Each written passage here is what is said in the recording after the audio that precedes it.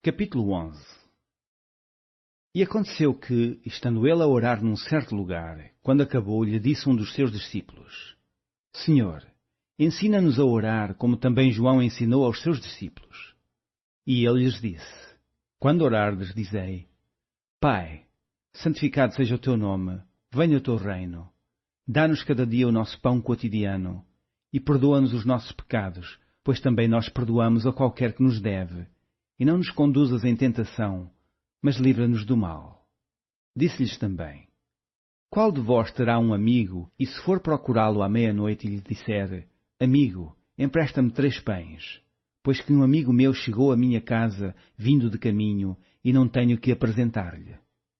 Se ele, respondendo de dentro, disser: Não me importunes, já está a porta fechada, e os meus filhos estão comigo na cama, não posso levantar-me para te os dar.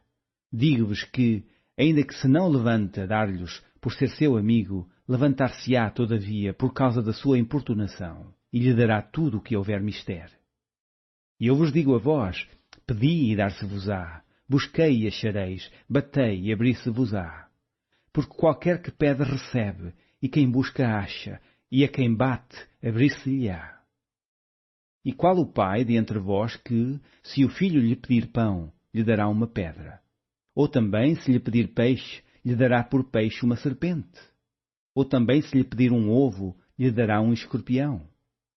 Pois se, sendo maus, sabeis dar boas dádivas aos vossos filhos, quanto mais dará o Pai Celestial, o Espírito Santo, àqueles que lhe o pedirem. E estava ele expulsando um demónio, o qual era mudo, e aconteceu que, saindo o demónio, o mudo falou, e maravilhou-se a multidão.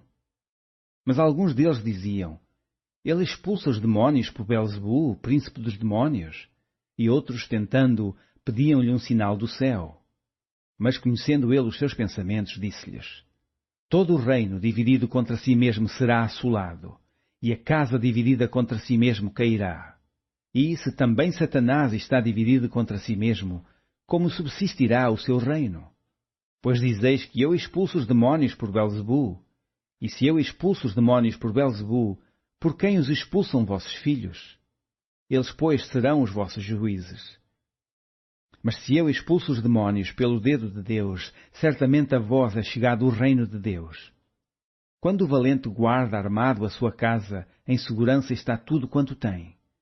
Mas sobrevindo outro mais valente do que ele, e vencendo-o, tira-lhe toda a armadura em que confiava e reparte os seus despojos. Quem não é comigo é contra mim, e quem comigo não ajunta espalha.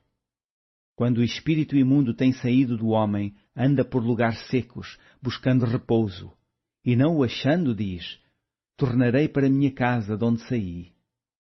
E, chegando, acha-a varrida e adornada. Então vai e leva consigo outros 7 espíritos piores do que ele, e, entrando, habitam ali. E o último estado desse homem é pior do que o primeiro. E aconteceu que, dizendo ele estas coisas, uma mulher de entre a multidão, levantando a voz, disse: Bem-aventurado o ventre que te trouxe e os peitos em que mamaste. Mas ele disse: Antes, bem-aventurados os que ouvem a palavra de Deus e aguardam.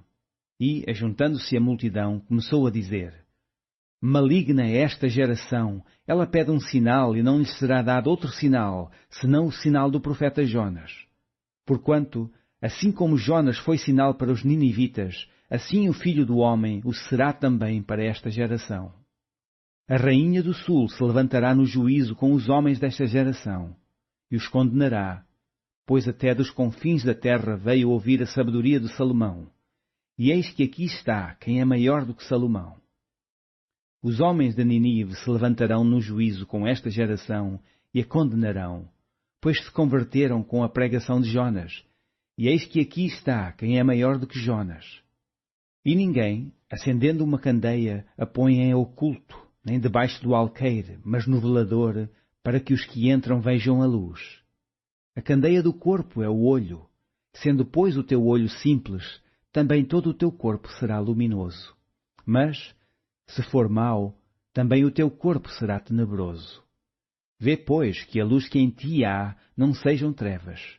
Se, pois, todo o teu corpo é luminoso, não tendo em trevas parte alguma, todo será luminoso, como quando a candeia te alumia com o seu resplendor. E estando ele ainda falando, rogou-lhe um fariseu que fosse jantar com ele, e, entrando, assentou-se à mesa. Mas o fariseu admirou-se, vendo que se não lavara antes de jantar. E o Senhor lhe disse: Agora vós, os fariseus, limpais o exterior do copo e do prato, mas o vosso interior está cheio de rapina e maldade. Loucos! O que fez o exterior não fez também o interior? Dai antes esmola do que tiverdes, e eis que tudo vos será limpo. Mas ai de vós, fariseus, que dizimais a hortelã e a arruda e toda a hortaliça, e desprezais o juízo e o amor de Deus. Importa fazer estas coisas e não deixar as outras. Ai de vós, fariseus, que amais os primeiros assentos nas sinagogas e as saudações nas praças.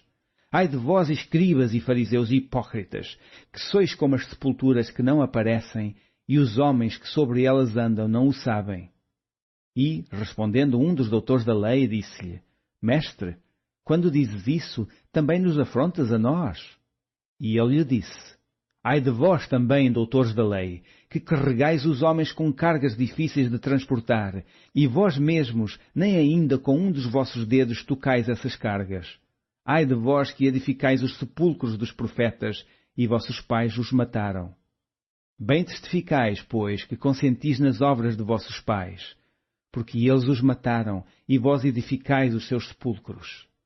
Por isso diz também a sabedoria de Deus: Profetas e apóstolos lhes mandarei, e eles matarão uns e perseguirão outros. Para que desta geração seja requerido o sangue de todos os profetas que, desde a fundação do mundo, foi derramado, desde o sangue de Abel até ao sangue de Zacarias, que foi morto entre o altar e o templo. Assim vos digo, será requerido desta geração. Ai de vós, doutores da lei, que tirastes a chave da ciência, vós mesmos não entrastes e impedistes os que entraram.